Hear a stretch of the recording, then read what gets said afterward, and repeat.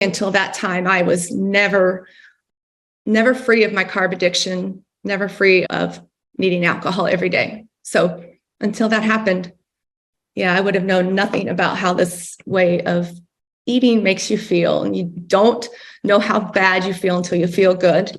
And so many people that I know would feel so much better if they gave it a try. When the family would have dessert and things like that, I still wanted it. But now I know it's still food, but I really don't look at it that way because I know how it's going to make me feel. I know how I will feel the next day. And I also don't want to go down on that path that if there's half of a cake left, I might end up eating it if once the party's over. So yeah, so that went away. And then for me, the biggest thing was alcohol, that feeling that I needed that every day. As I was always be like, after my work was done, after everything was caught up, in just like a reward at the end of a busy day. And I can still have a glass of wine or something. So I don't know that I was a true alcoholic. I wouldn't even consider myself that. When somebody is drinking every day, I consider that somewhat a functioning addiction. I'm really glad that part of my life is over because I know that's a poison. No, it's not healthy. My joint pain I'm not going to say completely resolved, but just getting out of bed every morning with all those aches and pains that you just because of my age. No, it's much better. I don't pound the pavement. I don't do excessive cardio. I'm a yoga instructor. We practice in about 105 degrees and about 50% humidity, and it's pretty high intensity. And then I walk my dog and I started lifting weights again because I know that I need to keep my muscles strong to protect my joints because I've had so many issues in the past. So it's not excessive. I will say it's at least 6 days a week and sometimes 2 hours a day, but that's not excessive for me. I'm not trying to get in 7 miles a day or 20,000 steps a day. I'm not obsessive about it in that way. I just do what I do because I want to feel good. This way of eating makes me feel so good and so much stronger in all the things that I have to do with my workouts and with teaching. Yeah. When you mentioned yoga, a lot of people associate yoga with vegetarianism, veganism. Do you see, is that a lot of what in the people that go to your classes or the classes you attend? And do you ever say, hey, look, I'm just eating meat? Does that ever come up? The people that attend my classes, we're country bred corn fed out here. So I don't think a lot of them are saying, oh, darn, she's eating meat. But I get a lot of love hate on the old Instagram profile. A lot of yoga people reach out to me like, you're not a true yogi. That doesn't bother me at all. So they're saying to be a true yogi, you have to be plant-based. Is that what they're claiming? Tree hugger and yeah, plant-based. A lot of vegans have reached out to me through my page and yeah, reamed me, or they'll tag me and post about their ideas. And yeah. Well, I guess if you're in there doing yoga and you got a bloated belly and you have gas the whole time, it's probably not so fun. I would imagine that sometimes occurs. Do you feel like you've gotten stronger now since you switched over to an all meat based diet? Yeah, I definitely have. Yeah. I can put muscle on easily. How does that? Without even trying, really. That's got to feel good, I would imagine. Doesn't it? Does it change your mental outlook as well? Yeah, like the whole with my anxiety and then just the calmness and yeah, just feeling stronger. It's not just physically, it's mentally. And we talk about that all the time in yoga. It's your mental, your spiritual, and your physical bodies. They're all connected. So you got to get them all in sync. And eating this way, definitely getting those hormones in balance really gets it all in sync.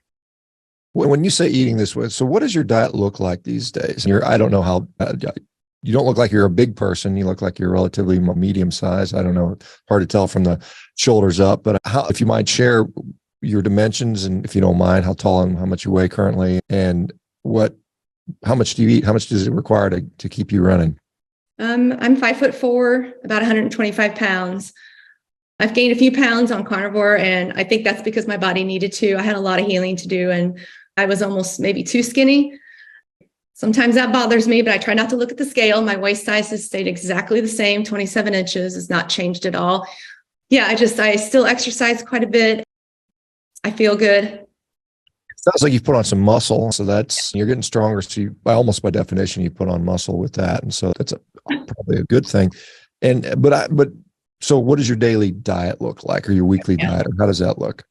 Pretty much beef, butter, bacon, eggs, and some dairy. I don't eat cheese weekly, but I have I've come to have a little bit of a, I don't want to call it addiction, but I love my heavy cream. So I'm trying to watch that because it has a lot of calories, and I think it has 0.6 grams of sugar per serving. So I do try to limit that a little bit, but I think that's become my new dessert. I don't know if any of you can feel me on that, but it's quite delicious once you froth it up. And so anyway, mostly ruminant meat. I don't think I've had a vegetable since before January, and no fruit. Yeah. How much do you think you're eating? How many meals a day are you doing? Are you snacking a lot, or is it mostly just a couple meals? And no snacking. I usually probably 2 meals a day, but I open up with a lighter meal, and I would say probably 18 to 20-hour fast, intermittent fasting, not because I'm choosing to, just because I'm not hungry. It just feels right. And I was intermittent fasting. I've done that for 4 years. It's a routine with me, but I'm never hungry. When I do eat, I'm hungry, but I'm not going around the other 18 hours being like I'm starving and I'm going to have to binge and I'm going to have to eat poorly because I've deprived myself. I never feel deprived. If I'm hungry, I will eat. Yeah, that's something that I think is real important, to feel like you're getting enough nutrition during your meals, and so you don't feel like you need to continue to snack all the time. So let's talk about, you said cheaper, because a lot of people will say, there's no way I could do this diet because it's too expensive. How does this diet compare to say your vegan diet or your standard or your dirty keto diet or any other diet you've done in the past? Is it prohibitively more expensive for you? Or obviously you're doing it, so it can't be, but what are your thoughts on how much this cost me versus what I was spending? Because you were on a whole bunch of supplements at one point. Are you off all the supplements, and how much does the food cost you these days? So I was spending a lot of money, like hundreds of dollars a month. So I've cut down on that. I don't really buy anything in a box, bottle, jar, or bag for the most part. I just don't. So yeah, you can find hamburger on sale. You can find T-bone steaks on sale. They're running like New York strips for $9.99 a pound. I don't think that's bad. We go out to eat and it's $100 for really not great food. And then I never really get a good steak if I go out. And we ate Buffalo Wild Wings the other night, $90. So it was with a good tip too. But I think that's just ridiculous. I'm like, oh my gosh, no, we could have eaten hamburger at home or a good steak. So I think I spend so much less. I don't even go to the grocery store anymore. I go to our meat processor, our meat person here. So find a good butcher and find the sales. Yeah, I think carnivore is not particularly good for the restaurant industry. Most of us are like, I can make a better steak at home for a hell of a lot cheaper. And so like I said, unless I'm on vacation, I don't have a choice. I rarely go out to eat, which some people would say is a downer. But honestly, if I want to socialize, let's have somebody over to the house or go to their house. And I think that's something that a lot of people have lost the ability to cook, which is particularly younger generations, where they just don't even know how to cook anymore. And it's just such an important, vital skill. I think honestly, one of the larger factors for being able to eat healthy is knowing how to prepare and cook your own food. And we're losing that as a society because we've just outsourced everything to packages or convention or calling the restaurant with these Uber Eats and things like that, which I think it's, no matter how convenient it might be, I think it's really a bad development. As far as you said, you had gotten some negative feedback from folks on maybe social media. What are the main criticisms they have about what you're doing, and why do they care? Why should somebody care how somebody else eats? Well, those people weren't concerned about my health. They were just concerned probably about the planet and the animals. And I don't really ever engage with them as far as that they are killing more animals than we do with their monocropping. I don't go there. I just think they don't like the whole yoga connection with being a carnivore.